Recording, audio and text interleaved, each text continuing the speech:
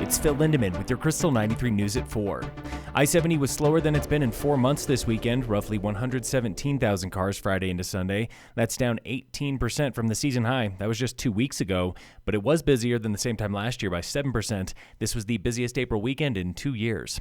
A veteran service dog was rescued from 11,000 feet near the Eisenhower Johnson tunnels late last week when its owner was caught in a car crash. Summit Lost Pet Rescue shares the story of Bob, the Shiba Inu. Bob scrambled from a broken windshield after that wreck and disappeared into the snow. At the time, it was windy, cold, and a whiteout.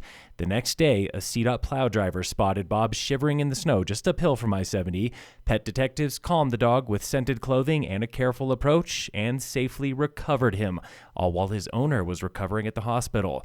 Bob and his owner were soon reunited. They are now back in Utah, where they'd been traveling before that crash. Spring is back, and so is spring snowpack. Avalanche danger today, it's upside down, low above tree line, moderate at lower elevations. Yesterday, a pair of hikers were caught and carried by a wind slab slide on St. Mary's Glacier. They escaped unharmed.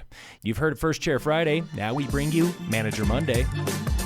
This week, we've got Tom Fisher at the town of Frisco. Ski or snowboard? Ski. Backcountry or resort? Resort. Where's your favorite spot in Summit? Peak 7 in Breckenridge. All right. Mittens or gloves? Gloves heated. Heated? Yeah. Fancy. I got to find some of those. Goggles or sunglasses? Goggles. How about face mask or turtleneck or nothing? Try nothing unless I can't stand it. How about bibs or snow pants? Snow pants. What's your favorite time of year in Summit County?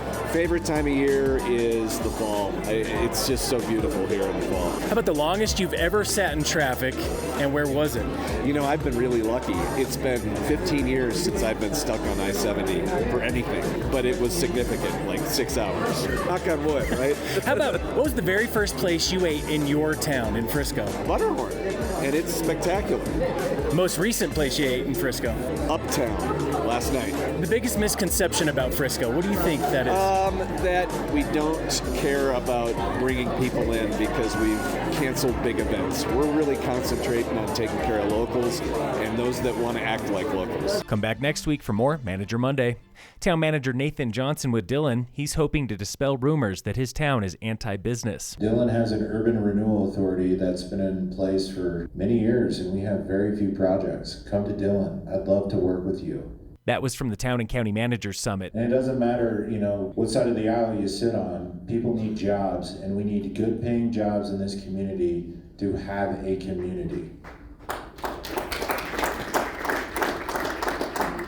And if it doesn't work out in Dillon, come on down to Silverthorne. That there at the end, that was Ryan Highland with Silverthorne. His town has already used creative districting to fund its own 4th Street Crossing project.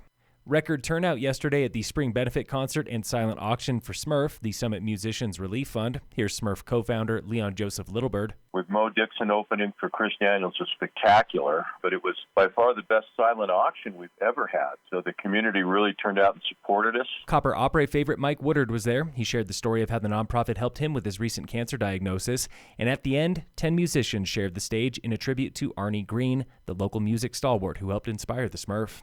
And in local sports, more than 250 people covered 8.5 miles and 3,600.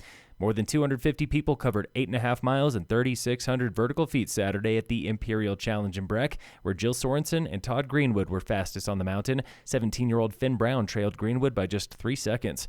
Sean Ariana and Alexandra Muschenfechter won heavy medal. Joshua Ernst and Mickey Grebitz took splitboard. Jason McGowan and Kate Zander, they ran the whole thing faster than anyone. Greg Gerloff and Fiona Florio were the fastest team.